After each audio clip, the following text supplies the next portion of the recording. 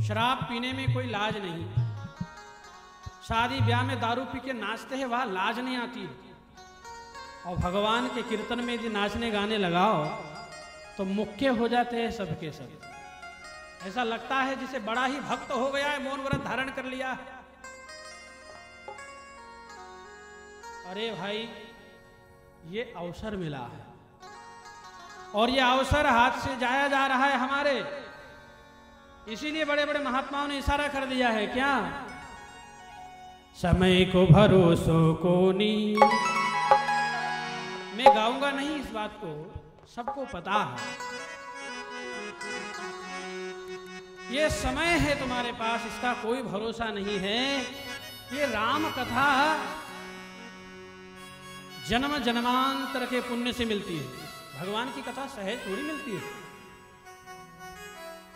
ये तुम्हारे जन्म जन्मांतर के पुण्य हैं, इन संतों की कृपा तुम पर है, तब तुम्हें ये अवसर गाने बजाने का, सुनने का अवसर प्राप्त हुआ है। श्रवणम कीर्तनम, भगवान की पहली भक्ति है श्रवणम, और उसमें भी आप ऐसे ढीले ढसन गीले गज बैठे रहे होंगे तो फिर ये कहीं ना कहीं आपका दुर्भाग्य है। और हर एक जगह में जाकर के देखता हूं ये हमारी माताएं ही एक नंबर आती है, भाई लोग पीछे ही रहते हैं हमेशा। क्यों? अब एक जगह मैंने कहा, ऐसा ही कहा था कि भाई माताएं गाती है, उनकी संख्या भी ज़्यादा रहती है और वो तालियां भी बजाती है, भाई लोग कुछ करते नहीं है। तो एक भाई का मेरे पास लिखित में जवाब आया, बोले बाप जी ये बाई ओन जो है बोले घर में रिकामी बैठी रहती, इसको कोई काम नहीं रहता नहीं है, इसलिए इनको फ्री समय है, हमारे पीछे तो दुनिया का काम। मारे वारे 30 मार का, बहुत भारी तीर मारा तूने,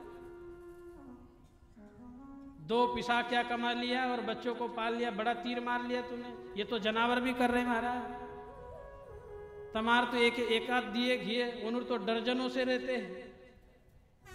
जानवरों के बच्चे 12-12 बच्चे रहते, फिर भी सुखी है, जरा जाके पूछो। और तुम्हारे तो 1-2 हो रहे, 1000 के बराबर हो रहे बापू,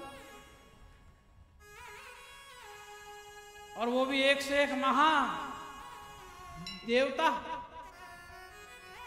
कोई भेरू है, कोई क्या है, कोई क्या है, वो 2 ही तुम्हारे से संभाला नहीं जा रहा है। और बड़ा ही गर्व रखते हो कि हमने ये कर लिया, हमने वो कर लिया। अरे तुमने संसार में कितना जिंदगी जी भाई, कितना तुमने उसको बढ़ाया, वह महत्व का नहीं है। तुमने भगवान की कथा में कितना आनंद लिया है, महत्व इस बात का है। यमराज के घर जब जाओगे तो यमराज ये नहीं पूछेगा कि कतरा पोपोरिया है ते तार, वो तो ये पूछेगा कि तूने कितनी कथा सुनी, कितने मन से सुना। इसलिए क्षणोत्रैव सुदुर्लभ, एक एक क्षण भगवान की कथा का दुर्लभ है मेरे भाई।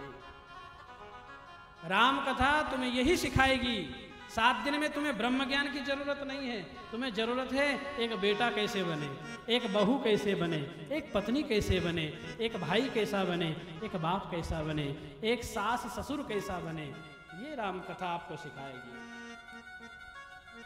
हमको तो एक सासू भी बनते नहीं आ रहा है ढंग से, एक बहू भी ढंग से बनते नहीं आ रहा है।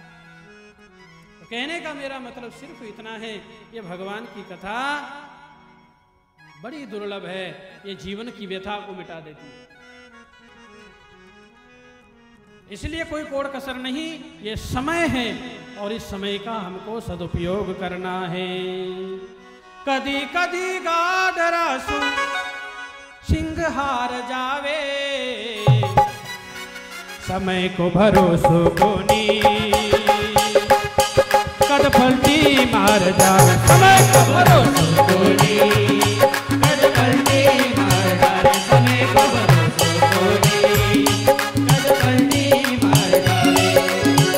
कदी कदी गाडरासु सिंहार जावे, कदी कदी गाडरासु सिंहार जावे, समय को भरोसो कोनी,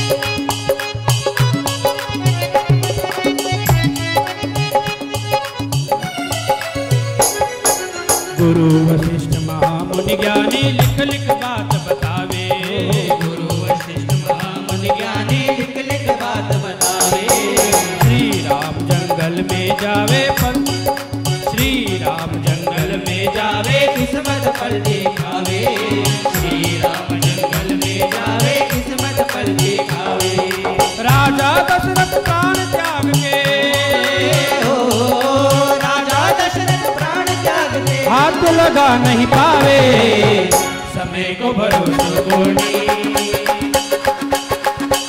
समय को भरोसो कोनी, कद पलटी मार डाले, समय को भरोसो कोनी, कद पलटी मार डाले।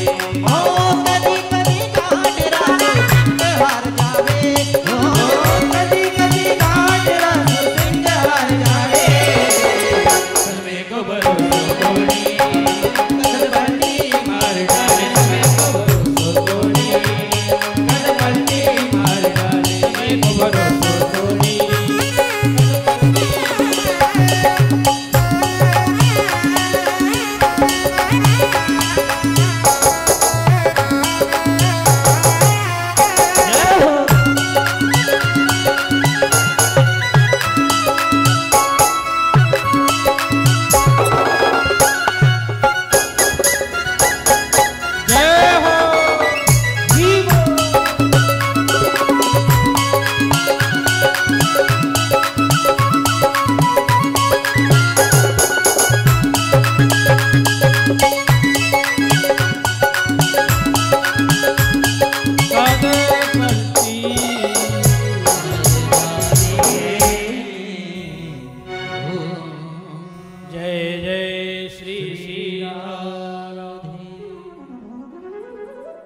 समय को भरोसो कोनी, कद पलटी मार जावे। इसलिए मेरे भाई बहन, इस समय का हमको सदुपयोग करना है।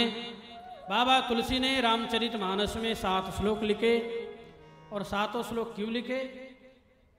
सप्ताह में 7 दिन होता है, इसलिए भी लिखा होगा। अथवा हमारे शरीर में 7 चक्र है। हम सबके शरीर में 7 ग्रंथियां हैं। बाबा तुलसी ने उन 7 ग्रंथियों को पार किया, भगवान की भक्ति में उन्होंने उनको पार किया।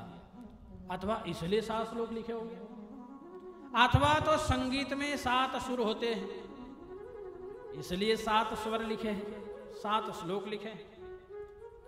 आप इनमें से जो भी समझे, बाबा तुलसी ने 7 श्लोक लिखे।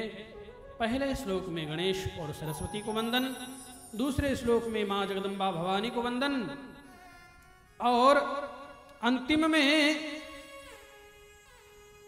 पुराणों को भी वंदन किया है। नाना पुराण, इन सभी प्रकार के जो पुराण हैं उनको भी वंदन किया। तो हम मानसिक रूप से ही बाबा तुलसी के चरणों में वंदन करते हुए बाबा तुलसी की एक सुंदर एक चौपाई। और पहले दिन में क्या है, बाबा तुलसी ने शुरू में वंदना ही लिखी है पूरी, किसी को छोड़ा ही नहीं बाबा तुलसी ने। दुर्गा, काली, भैरव, भूत, प्रेत, डाकिनी, साकिनी सबको वंदन किया है। तो आइए, बाबा तुलसी की बड़ी सुंदर प्यारी चौपाई जिसमें बाबा तुलसी ने अपने गुरु को वंदन किया है। आइए हम लोग सभी अपने गुरु को प्रणाम कर ले हैं।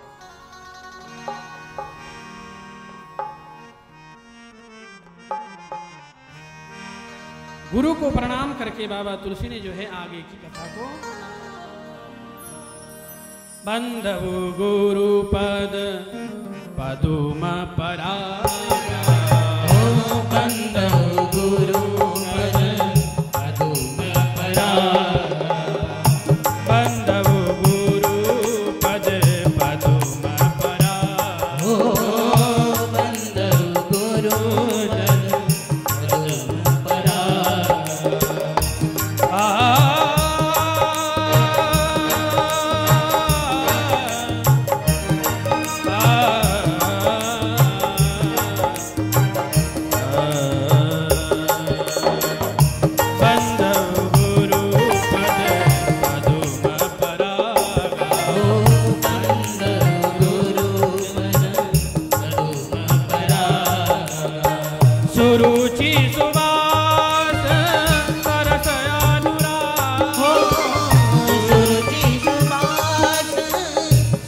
आप लोग भी गाइए जरा हमारे साथ।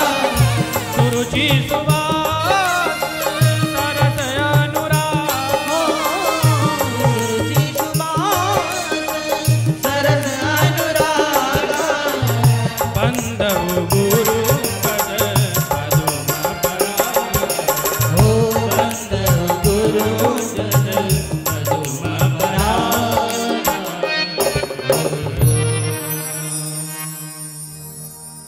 वंदन किया और बाबा तुलसी ने बताया बंदव गुरु पद पदुम पराग। गुरु को तो वंदन किया, लेकिन गुरु के पदुम परागा। जरा बाबा तुलसी की कलम की तरफ